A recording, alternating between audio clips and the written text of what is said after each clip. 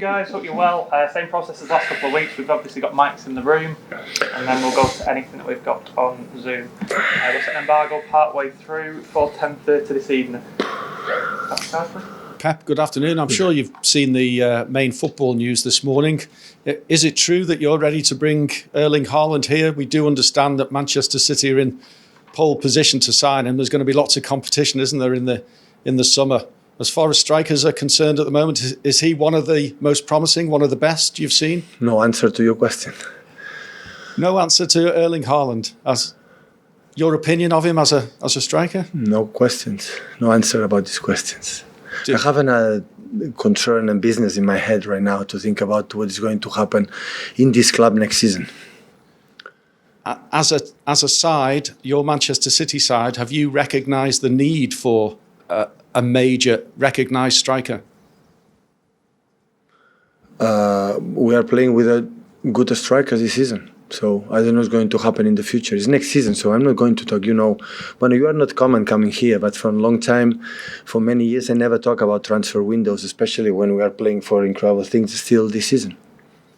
Well, can I take you back to Saturday then? There appeared to be a lot of fans that weren't happy with your team selection on Saturday. Can you understand their frustration, and do you have any regrets about the weekend? No. I understand opinions for my fans, of course. They have all my respect and credit to give the opinion. So, and my selection is for many reasons. I've done it. Was it purely physical reasons? No.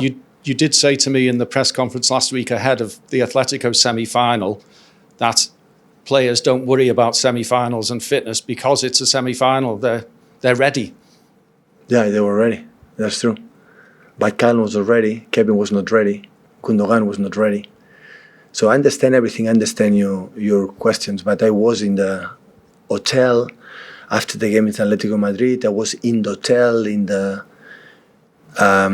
London. I spoke with my staff, but especially with my doctors, with my physios, and I listened what they say to me.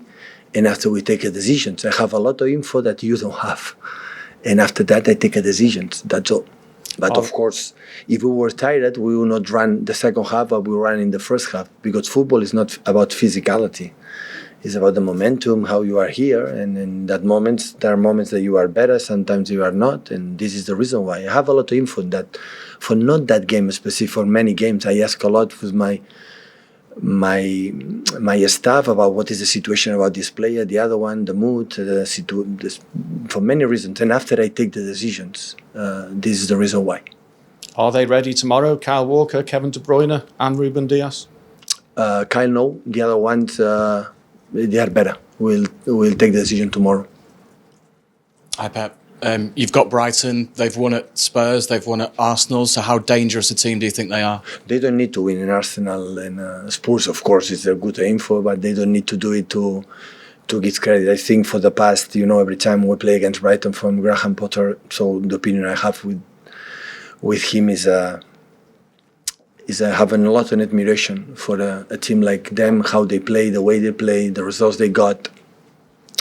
Good test for us. The title race is shaping up to be very close. Some people will see it as going to the final day. What excites you most about the title race and the challenge ahead? Well, the challenge is the same like last 2 weeks, or last 2-3 weeks. So it's the same, 1 point ahead, and we are going to play every game a final to give opportunity to play another one until the end. We are going to challenge, and at the end we're going to fight. That's for sure until the end. We'll try to play good and get results. Are they the best kind of challenges for a coach? Sorry? Are they the best kind of challenges for a coach, a title race like this?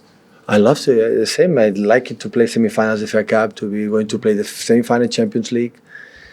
And it looks like everything is not enough. It's everything for granted. But I have a different opinion about that. So arrive in the stages and do things that we can improve, but do things that is amazing what we are doing, knowing the situation that we have right now in the for the problems that we had in this season, for many part of the season, made me so satisfied. And I said, okay, analyze, would remember what we are as a team with the strength points and go forward.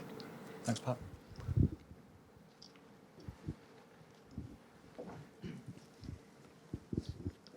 Hi, Pep. Just on the injury situation, how long is Kyle likely to be out for? And is Ruben Dias fit for tomorrow's game? Well, Ruben training really good today, yesterday alone as well, but we cannot forget, have been 7 weeks off. Not play 1 minute. So it's not when you are recovered and after you need tempo. But Ruben is intelligent. Ruben is is a guy knows control. He knows his body, his tempo, and we are more than delighted he's back. Nathan making incredible contribution, and Aime and John play a lot of minutes this season, especially Aime, and it's important to have 3-4 good central defenders, and Ruben is so important for us.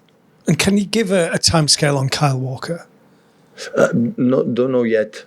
For tomorrow is not able. For the rest of the games, we will see how react his ankle.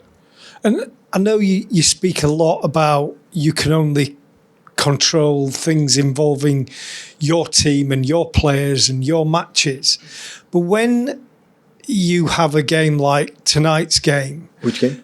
Do you watch it and kind of observe how the game's going to go because you know that either they will drop points and that puts you in a better position, or they will get points, they'll go above you in the table, and do you just walk away from it, or how do you? No, I will watch the game as a fan. I will be at home tomorrow, have game at 8-9, so we have time tomorrow to focus, and I will watch the game as a fan. Of course, I want to watch it. If you give me the result, I would love to, United take points. But what's going to change if we don't do our job the next game, and after next game, the next game? So I'm going to watch as a fan what they can do, if we can learn something, improve something for both teams, and that's all.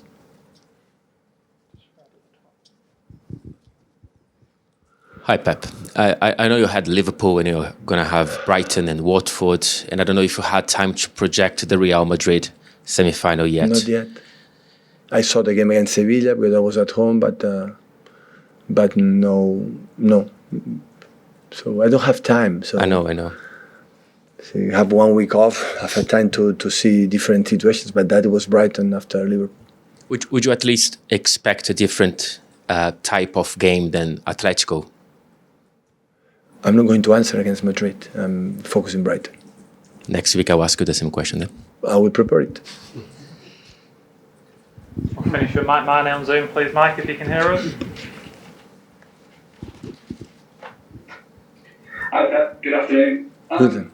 You mentioned him in passing there, but I just want a little bit more on Nathan Ake, how he's really stepped into the centre-back role in the last couple of games in the absence of Ruben, in the absence of Aime at Laporte, and how he's developed as a player. He's so reliable, and especially when you behave in your life like he behaves always, you are going to play good and you have to reward what you deserve.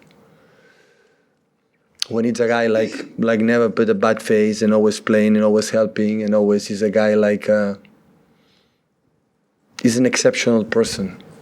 His mother, and of course his father passed away in the heaven, so he has to be so proud.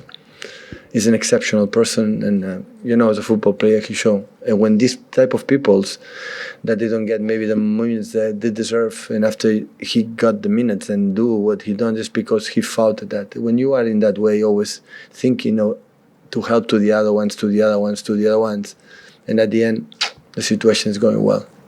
As much older I get, more I aware in these kind of behaviors and feelings, and your life is better. This is something you spoke about before, the living your life for football 24/7. You mentioned it of Ruben, you mentioned it of John Stones recently as well, and Nathan does that. When you sign a player, or when your scouts are looking at players, is that something you really want them to focus on? How much dedication I guess they've got to the game? I'm completely agree with you. The scouting, they should take a look a lot of these kind of behaviors. Absolutely. Football is not just a skills, it's just one part. But the other part is much more important. Absolutely.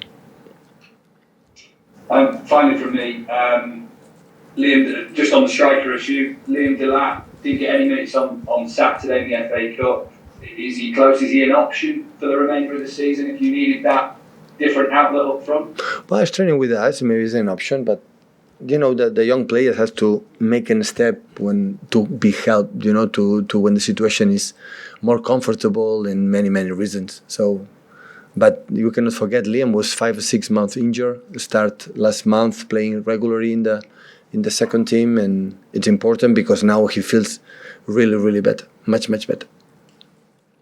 Okay, we're moving to the embargo, guys. 10:30 this evening. We'll start with Jack, please.